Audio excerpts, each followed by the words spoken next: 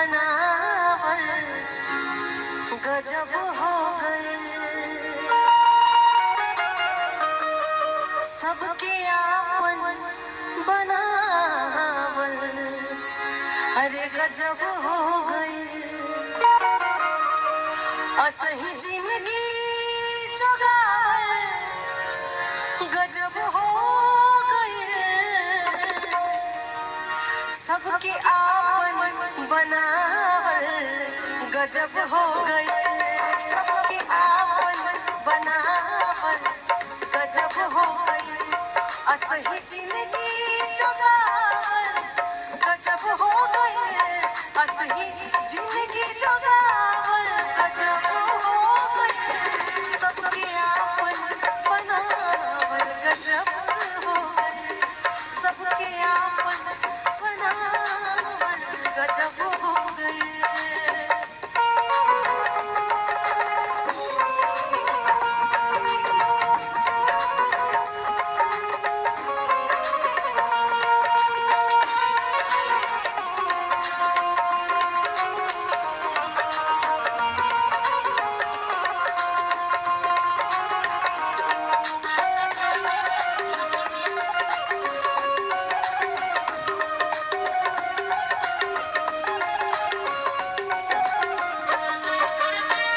बहुत सुंदर गाना, अगर गौर करेंगे तो आपको अच्छा लगेगा। मैं पहली बार यहीं पे गा रही हूँ और अभी तुरंत मैंने सोचा भी, आपने कहा तो मैंने तुरंत इसकी कंपोजिशन तुरंत ट्यून बनाई।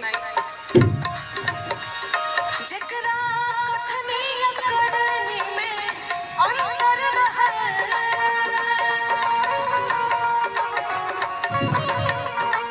जेकरा कथनी करनी में अंतर रहे, जेकरा कथनी करनी में अंतर रहे, ओके आईना दिखावल गजब हो गए। ओके आईना दिखावल गजब हो गए। असही जिंदगी जोगावल गजब हो गए।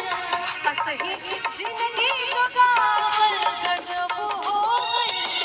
सबके आपन बनावल गजब हो गए। सबके आपन बनावल गजब हो गए।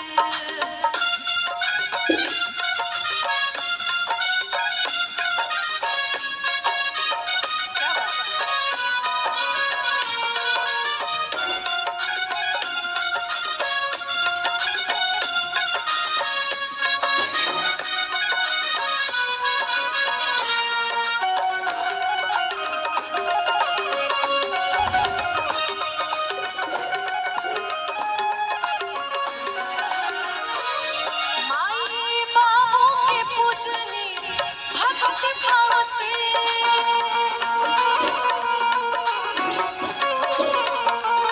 माई बाबू के पूजनी, भक्ति भाव से माई बाबू के पूजनी, भक्ति भाव से घर के तीरथ बनावल गजब हो गए। घर के तीरथ बनावल गजब हो गए। असही जिंदगी जोगावल गजब हो गए। असही जिंदगी जोगावल गजब हो गए। सबके आपन बनावल गजब हो गए। सबके आपन बनावल गजब हो गए।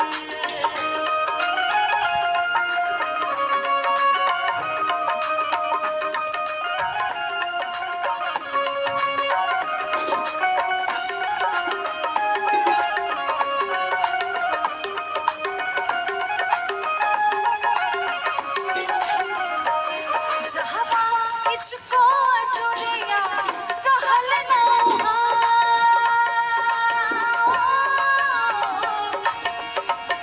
हो हो हो हो हो हो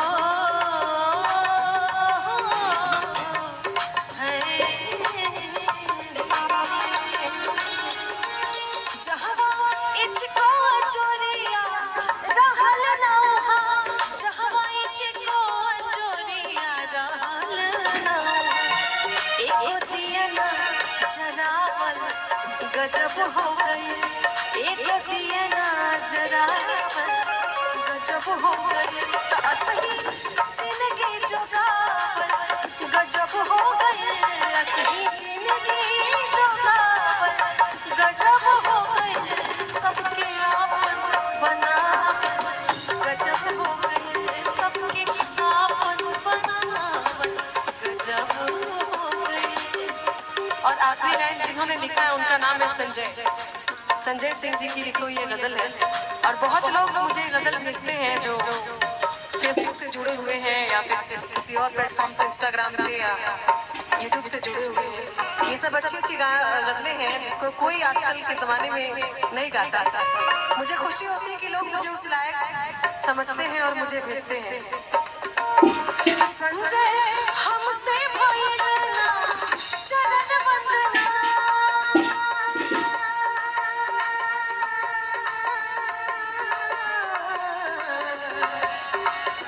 चरण वंदना, चरण वंदना।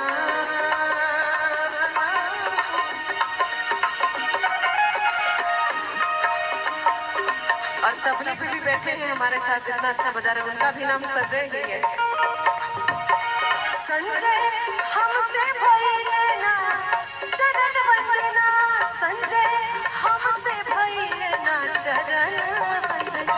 साच कविता ओ सच कविता वे सच कविता सुनावल गजब हो गए, सच कविता सुनावल गजब हो गए, असही जिंदगी जोगावल गजब हो गए, असही जिंदगी जोगावल गजब हो गए, सबके आपन बनावल गजब हो गए, सबके आपन बनावल गजब हो गए, सबके आपन बनावल गजब।